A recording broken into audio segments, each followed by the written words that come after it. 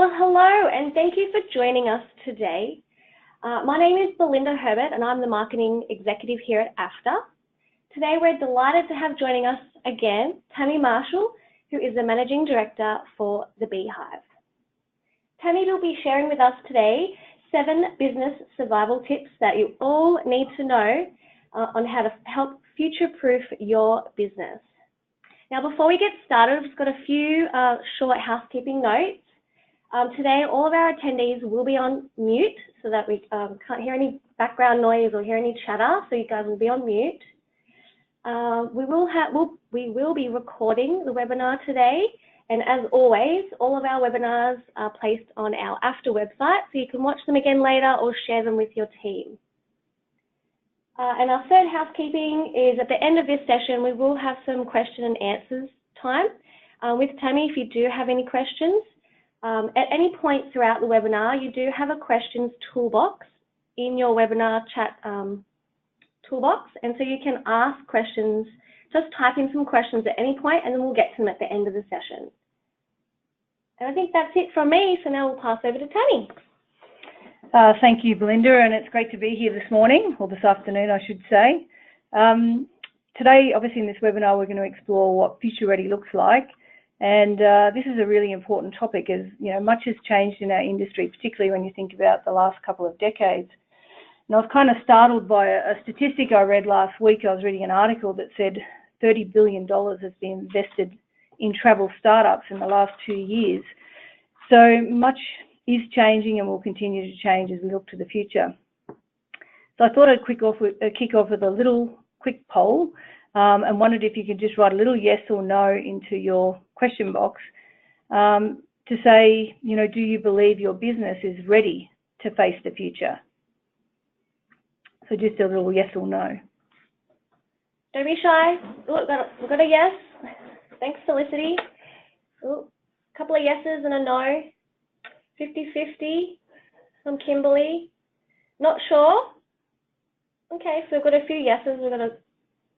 So we've got a bit of a mix, and it's hard to know what we don't know.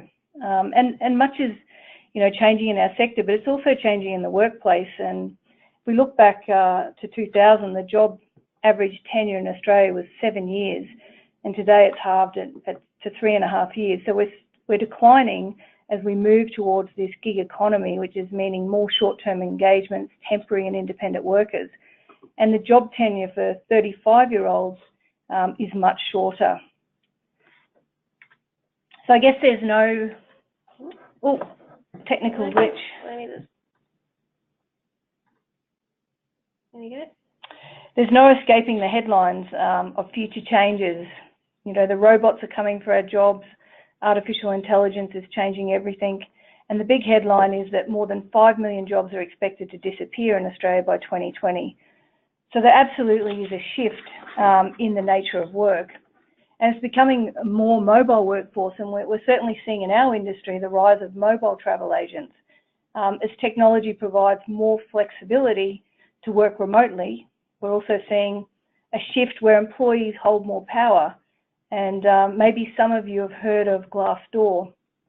And if you haven't, I'd encourage you to go onto their website. It's a recruiting website. The difference is you can get an inside scoop of the internal culture of a company before you decide to apply for a position. And many people are using this as a way to really understand internal culture. So previous employees are making these anonymous reviews and making the workplace extremely transparent. And today, we also know companies are doing it tough. And apologies for this mood-killing graphic, but the sad reality is we're seeing companies merge, be acquired, or just cease to exist. And last year, the average lifespan of a company had declined to just 15 years. So we certainly live in unprecedented times. So there's a lot of talk about businesses trying to future-proof themselves, but what does this really mean? And does this definition even make sense? There really are 2 main arguments against it, and there are many who believe it's technically impossible to completely future-proof any business, since whatever is going to happen in the future will happen, and you can't shield your business from change, change will happen. So the question is, can you future-proof your business? The short answer is yes. I like to think of it as future ready, preparing your business for the future, equipping the business with the right mindset, technology, resources, and being ready to cope with whatever change comes your way. I like to believe that you can create the future you desire. So, and to be truly ready for the future, there are 7 areas of the businesses that typically need addressing. So first of all, the foundation, which is really the basics. If you don't get strategy and the right mindset, you're on a pretty slippery slope. We've then got what differentiates your business. It's how you get things done, and of course, your team. What gives you competitive advantage is everything technology and understanding the key capabilities that you need for the future. And then, of course, the pinnacle is your customer. So what matters here is the pace of change and the spread of impact. We are no longer growing in a linear or consistent way. We're experiencing exponential growth fueled by technology. And we're seeing significant breakthroughs in science, technology, space, health, and we're seeing more inventions and discoveries than ever before. The world is accelerating. And if I were to chart all the inventions over time, you'd see a sharp curve upwards, all happening in the last 100 years, where previously the last 2,000 years was very flat. So how many of us make New Year resolutions each year? Probably there's a financial resolution in there, but these probably look familiar. So today I want to introduce 7 resolutions and how they relate to the future proofing, and we'll look at some tactics and a few examples along the way. We don't need to conquer all our resolutions at once. We just need to start taking baby steps towards equipping our businesses for the future. So today I'd really encourage you to think about what resolutions resonate for you and your business as I run through these. So these are the 7 resolutions, and I'm just going to dive straight in. Number 1, the top resolution on millions of people's lists, losing weight. So it's imperative that businesses today break free from old ways of working, nurture their culture, and adopt a growth mindset fueled by innovation. And just to provide an example around that, I just want to give you a quick exercise. I want you to complete this sentence just in your head. I could be an amazing architect if... ... So if you finish that sentence, I could be an amazing architect if. If your answer was something like, if I could visualize spaces, or if I could do the maths, or if I could draw, you're showing a fixed mindset. And this is what's harming businesses today and holding us back as individuals. If by contrast you filled the blank with, if I wanted to, or if I put my mind to it, you may have what psychologist Carol Dweck calls a growth mindset. And there's a really great TED talk on that if you'd like to watch that. People with a growth mindset believe that nothing is predestined and their own work determines their success. The good news is this is something we can work at and improve. Hopefully there was a few people with a growth mindset. So some of the tactics around that is about purpose, and success in the future very much depends on whether businesses stand for something and do the right thing. Increasingly, your customers and teams expect it. We know your internal culture is critical, but the balance of power is strongly tipping in the favour of the employees, putting more pressure on employers. And with workplace transparency now front and centre, with websites, as I mentioned before, Glassdoor, but also Vault, rating the workplace and providing real insights. It's also about incremental or breakthrough innovation, and that's about growth mindset, crucial for businesses to have a chance at survival in the future. I just wanted to talk about an example. Blockbuster really struggled to keep up with the trends with the arrival of streaming and mail order movie services, and it was determined to remain reliant to its bricks and mortar business and ultimately led to its collapse. And the lesson really here is to avoid inertia. Now, the second resolution, get out there, see and do more. This is something we all love to do. Key to any company's success is thinking big, changing the lens, and having a dual strategy, both stable in the short term and dynamic in future horizons. So some of the tactics here is around time to think big and widen the competitor lens. Typically, businesses have adopted a much narrower view of competitors to how consumers see the world, And I think Luxury Escapes is a really good example, who've taken a significant share of the flop and drop holiday market, and they're reaching much broader audiences using technology which has no boundaries. I think it's essential to have also a more rigorous roadmap focusing on where you stand today and what the future looks like. So you need a foot in both horizons. And sustainability is key, and we all have a role to play in protecting the people and the planet, but it has to be front and centre for every business. Notwithstanding it's the right thing to do, it's also expected. And I think all of us in travel, we have the ability to really influence in a positive way our travellers. If you remember this, Polaroid was incredibly innovative once, but as technology evolved, it failed to spot the trends and shift to digital. So I think that the key lesson here is to beware of short-termism. Number 3, easy for some and tough for others, getting organised. So one of the key foundation blocks to success involves optimising internal systems so that employees can be as efficient as possible. And there's no argument that in terms of some of the tactics, that internal structures, policies, outdated systems and processes have to change if there's any chance of survival. And I thought I'd make mention of a few great ideas and software that you could, investigate or at least tap into. M-Trip is an app that you can brand to your own agency, and it can provide your customer with travel guides, maps, navigation, detailed itineraries. You can push notifications throughout their journey and also integrate through Facebook. Travelport have Trip Assist, which is also a white label app that you can brand to your own agency. And it's all geared towards how you acquire new customers, how you engage with them, how you can analyse the data so you get the insights, and how you can be upselling past the initial transaction. Travelport Mobile, you could be laying on the beach in Bali and access your GDS remotely from your smartphone in a very secure environment. Another one, refund.me. Apparently only 2% of airline compensation is paid, and this is a site that you can use to help your clients claim any flight compensation back. There's also GoHero.ai, and you can actually, with this site, build your own customer chatbot very cheaply and quickly. So it's fantastic for travel agents to use a technology like this to help support your business. Crowdriff.com, it helps to drive traffic to your website and increase your web traffic conversion.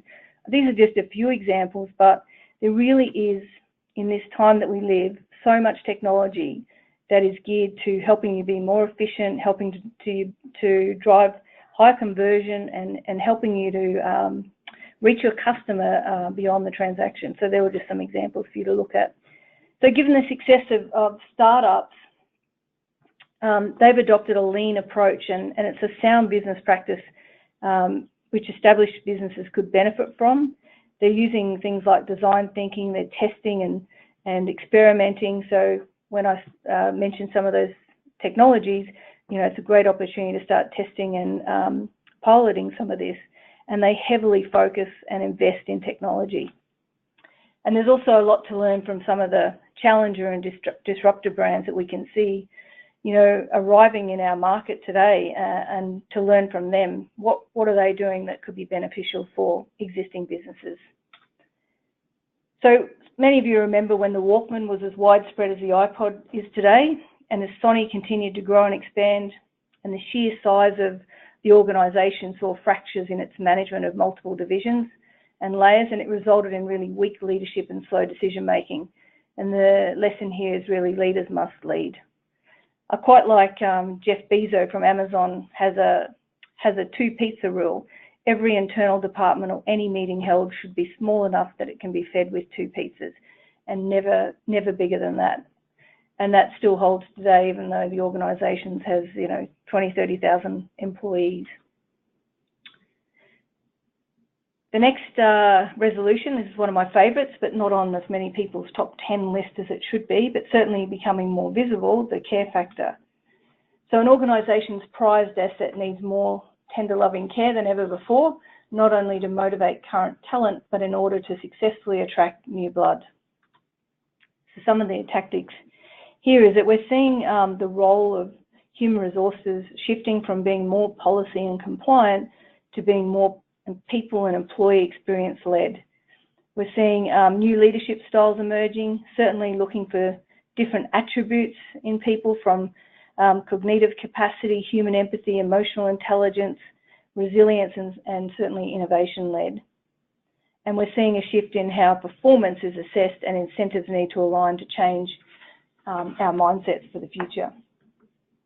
And one of the examples here is Volkswagen is associated with having less than a desirable culture. It's speculated the key contributor was the CEO, known to regularly criticise employees publicly.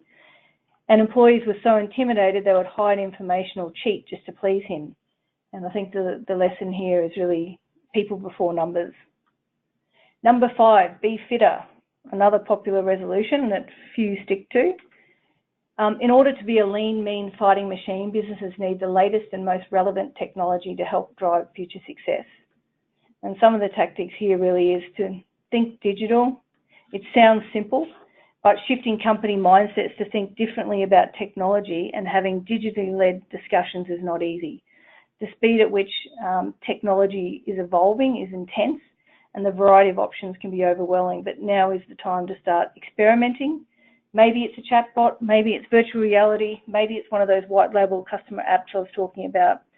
But, and there also is a universal shift in attitude towards automation. And at the same time, we need to be mindful of striking the balance between technology and, of course, the human touch.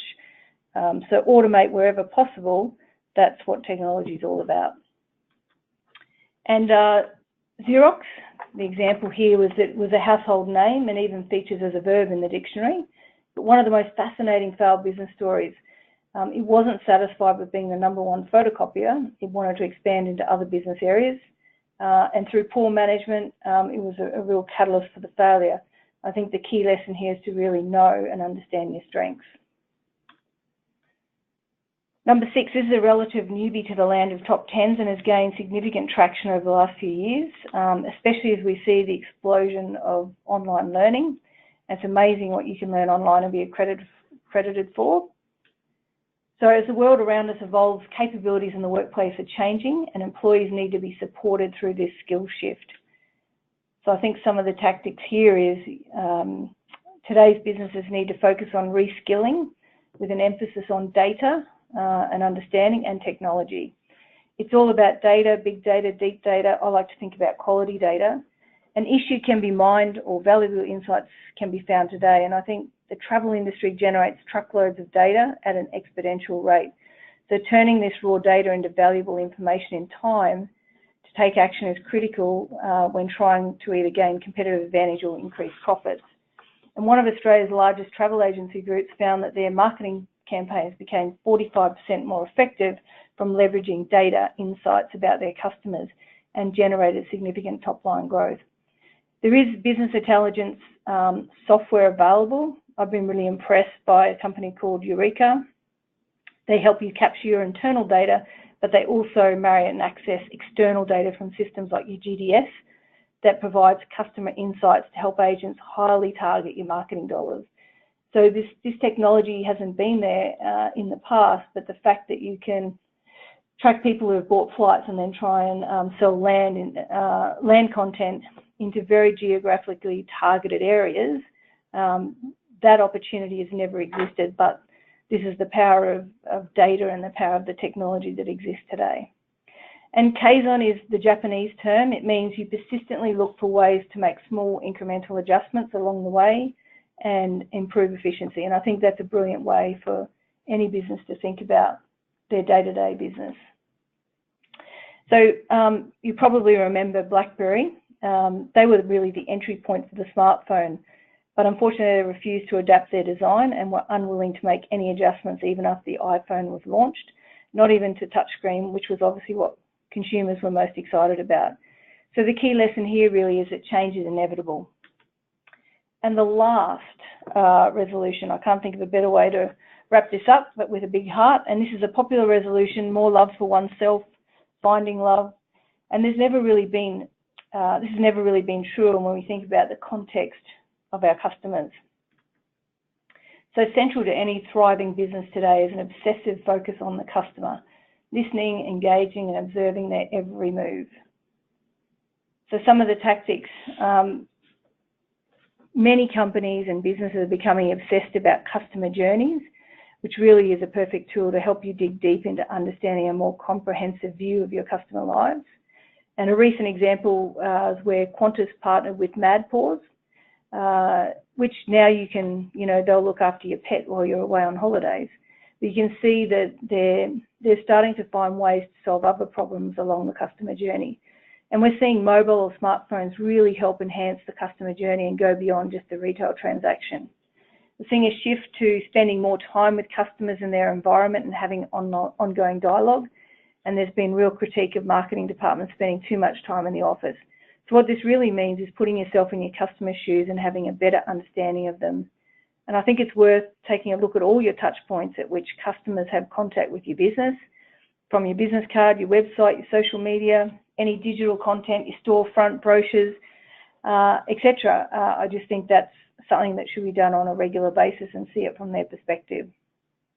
It's also about co-creation. We're seeing customers now being invited into the boardroom, and this is happening across all industries. And the point here is about engaging customers. So we're seeing a shift around more deeply understanding the customers than we have in the past, and that's across any industry. So an example here is Abercrombie & Fitch. They became out of touch with consumer tastes. They were had a pretty cool preppy look in the past, and as consumer taste shifted to a less shiny and more authentic look, A&F didn't listen, and they became the second most hated brand in America. So the key lesson here really is to listen to your customers. So what does that all mean? As we look at, mindset, we need to move from a fixed to a growth mindset. We need to be thinking about not just the short term, but also what's the mid and long term look like. We need to plan for the future. We need to move from just efficient but to responsive systems. We need to empower our talent. We definitely need dynamic technology. And really, it's a shift from ad hoc training now to lifelong learning. There is so much inexpensive online learning available that we can continually developing our skills. And then the customer moving beyond transactions and thinking more along community lines. So the key takeaway is that change is inevitable, and it's normal to feel anxious. The opportunities are aplenty as we continue to evolve, and for those that dare to dream. Preparation is a must to be future ready to deal with change and seize as many opportunities as possible. And none of this is really means anything without action.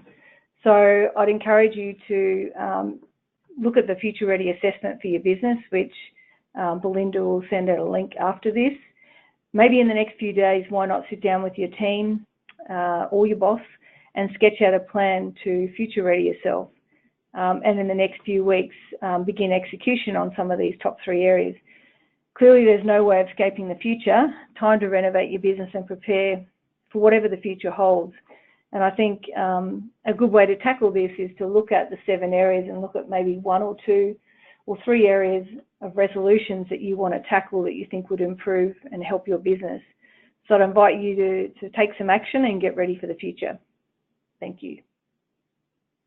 Oh, thanks, Tammy. I really like your concept of changing them to a resolution mindset and really getting us to think about working on the business rather than in the business, and that these resolutions are something that are ongoing that you can work on throughout the year. It's really great. Yeah, and I think the point is to take some baby steps to start experimenting on what can make your life easier in terms of leveraging technology, developing new skills, finding ways to differentiate yourself in the business. Great. All right. Well, now we're at the end of the session, so we have some time for questions. So if you wanted to ask Tammy anything while we have her, please use the question toolbox and type in a question now, and we have some time with Tammy. So we have a question from Barry. How does e-residency in Estonia affect Saber's operation with an agency in Australia? Not sure if that's a bit too technical. Barry, we might come back to you on that one. We've got a few people asking if we'll provide a list of the websites and the technology providers that you've mentioned. I can provide that for Belinda to put in the send out to everyone, no problem. So I can pop that on the website. Once the webinar goes onto our AFTA website, under the webinar section, we'll put the list of all the recommendations from today's session, as there were some good juicy ones in there as well, so I'll be having a look at those. And also I would say that the nice thing about a lot of these technologies are their subscription model. So, you know, like a lot of the things available today, you might be paying $10 or $20 or $50 a month, but you get access to great technology. So the fact that you can move with, you know, this subscription model even exists today just removes so many barriers to being able to afford technology, and it really helps small business. I believe, you know, in the past, technology, the best technology was really saved for the big companies. Today, every small business has access to the best technology that exists. Great. We have another question. Perhaps I'm not sure if you have any advice into how you ensure not to over-invest in technology solutions. Yeah, I think that's a good point, and I think the first part is to actually work out what problem you're solving with the technology. So, is it a customer? Is it a big pain point in terms of what the customer have a problem with? Is it a big pain point internally in terms of efficiency? And I think sometimes you just need to do the maths to say, if I invest in this technology, it's going to drive this much efficiency. It's going to save my headcount cost of X, and then I can see that there is a return on investment. I think sometimes it still requires you to do that, to do a little kind of business case, not overcomplicate it, but look at where you're saving costs, because typically technology is about saving time, automating, and it should be saving other business costs in your P&L. So I'd encourage a little mini business case for each of those scenarios when you do look at it. Okay. We've got a question from Michael. I'm not sure if you have any ideas for a travel CRM or ways to automate the customer nurturing stages. Yeah, the travel CRM, there are so many CRM systems out there, but there's also some new CRMs that are doing very well, so you don't need to go and buy the most expensive Salesforce CRM system. HubSpot, Agile CRM. There are a lot of these emerging companies that are doing very well that again are subscription CRMs that also have your EDM marketing database capability, but also have the ability to start capturing all your customer preferences and things like that. But I think for the first time in the last few years, you actually CRMs become affordable. So I don't know all of them because there's more and more emerging, and there may be some that are more beneficial to the sector. But there's so much, if you do a search online, there'll be a lot of reviews and a lot of content on ranking these CRMs. So I would definitely do the research. What was the second question? Or CRM? It was around automating the customer nurturing stages. Yeah, I think the part of that is actually one of those apps I mentioned before is all about the engagement. So nurturing engagement, I think, is probably along the similar lines. So it's having ongoing dialogue with your customer and learning more about them in a deeper way. But you need technology to do that. So that app actually does that for you. So it starts to helping you to acquire customers, helping you to keep engagement. So I may want to go somewhere in 2 years' time. You might be able to keep sending me pictures and information, but it's a bit more automated because it's captured in the system as that's one of your preferences. And I think, you know, that engagement piece has to be systemized, otherwise you'd never be able to keep up with all your customers. So I think it's getting the right technology platform and then actually having a process where you capture the information and you record the information, because there's no point having a system if you don't capture the right data. Okay. I've got another question from Anya. You mentioned virtual reality. Yeah. she has a question in regards to, is it very expensive to implement VR into your business? So virtual reality, the headsets you can get for, I think, $50 and less, entry-level headsets. I mentioned last time I spoke that, trying to think, the English company, one of the biggest travel agencies in the UK, implemented virtual reality, and for every person that put a virtual reality set on, they converted every second person in the store. So it really drove conversion, but what you do need is content. So the headsets are accessible and not expensive. I think it's about going out to suppliers who are developing virtual reality content and actually putting pressure on them to get more content for you to use to help drive conversion. Because to me, virtual reality is a real point of difference in a bricks and mortar store. I can go in and I can have a virtual reality experience, but all of the research shows that you will drive double the conversion just through, giving somebody that experience. Interesting. All right, well, thank you. Doesn't seem as though we have any more new questions coming through. Thank you, Anya and Kimberly, for your kind words and your feedback on the webinar. As discussed before, we will put the webinar recording on our AFTA website, so afta.com.au, along with the slides, and we'll also make mention of the technology platforms and some of the other links that Tammy has discussed today. So we hope to see you soon. Thank you. And thanks, Tammy. Thank you very much, everyone. Have a great day.